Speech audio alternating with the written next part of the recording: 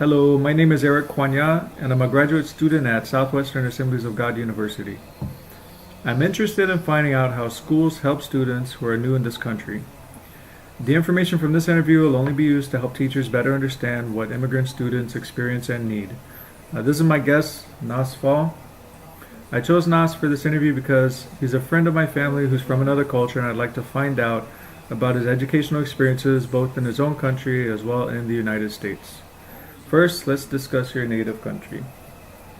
Nass, what country were you born in? I was born in Senegal, which is in West Africa. Senegal and West Africa. Yeah. Okay. Did you live in the city or in the country when you were growing up? Well, I've lived all my life in the capital, which is Dakar. Mm-hmm. I was born and raised there, and even my family were born and raised in Dakar, which is the capital. Mm-hmm. Yeah. And that has the highest population, throughout the country.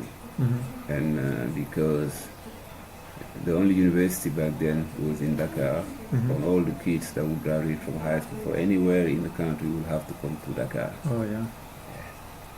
So you grew up in the actual city then? Dakar, yeah. Okay.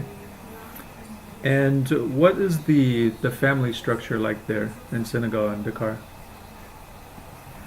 Well, I don't understand well the question.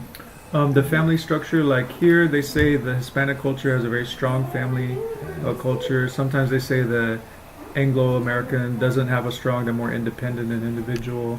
Some cultures, they bring in the extended family and aunts and uncles and grandparents all live together. So what's the family structure like there? Well, it's very wide. It's not just, the family itself, but the neighbors, Mm-hmm. they're part of the family. That's why there is a saying, African saying that says that it takes the whole village to raise a child. It means that everybody is involved for the education of that kid. It's not just the parents, the father and the mom, or the aunts, uncles, but it's the neighbors. We have a very strong foundation back home. Everybody watch everybody else kids and correct them when they're wrong without parents, having to be upset or creating any difference between, the neighbor and the family. So, which is very, very good compared to here. I've been here for probably 20 years, close to 20 years, maybe next April. Mm-hmm. And I miss that part of my home, because life here is just around work and home, so limited to your kids, your wife, or your husband for the wife, Right. and which is not like that back home. You always have people around you, in the difficult time as in good time. They always come and show you a lot of love and help financially if you are in need, and we share food, everything. So that's the part I'm really missing. Yeah, that's very different from here. And what work did your parents do? My mom never worked in her life. She never been to school.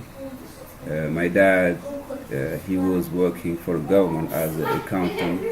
Mm-hmm. He started working very young, as far as I've learned, and he worked for the government for close to 40 years until he retired. Mm-hmm. And he retired at the age of 50.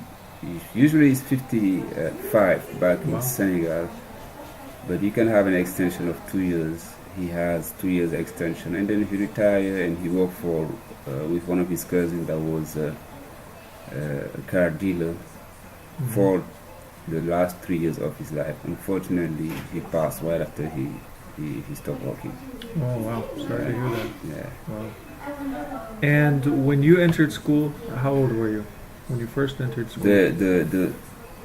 I entered school at 5, but the age limit is 6 in Senegal. But I entered early, and in fact I went to a Catholic school, a Catholic private school, at 5 years old. Mm-hmm. And how many years of school did you have there? Elementary school is basically 7 years. And we only learn French, which is the language we use in school. We were colonized by the French, by the way. And we learn French all the way to the end of our elementary school. And then we start English as a first language. French is not even considered as the first language. Wow. Even though you're taught French Yeah, in exactly. elementary. Yeah. Wow. So they make it like it's part of us. But the first language is your first year in high school is English. And 2 years after you have to take a third language, either Spanish, Russian, German, Italian, whatever language you want to. Wow. Wow, that's amazing. Yeah.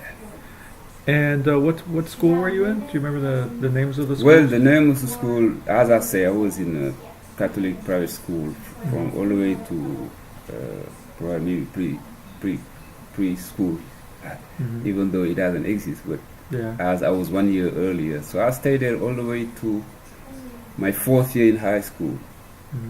And the reason why I left was to finish my last 3 years of high school in a different school. Was the fact that they had at that time, they offer you technical studies, and I was not ready for that because I didn't know exactly what I want to be. So I continued to another school for general, which was a public school, in taking general classes, option science. We have option science in those school or literature. So I took science. So for my last 3 years, I went to a school called Lamine Gueye, Lycée Lamine Gueye. Lamine Gueye was, after the independence, he was the first vice president of the country of Senegal. When he passed away, they named the school after him. Aha, I see. Yeah.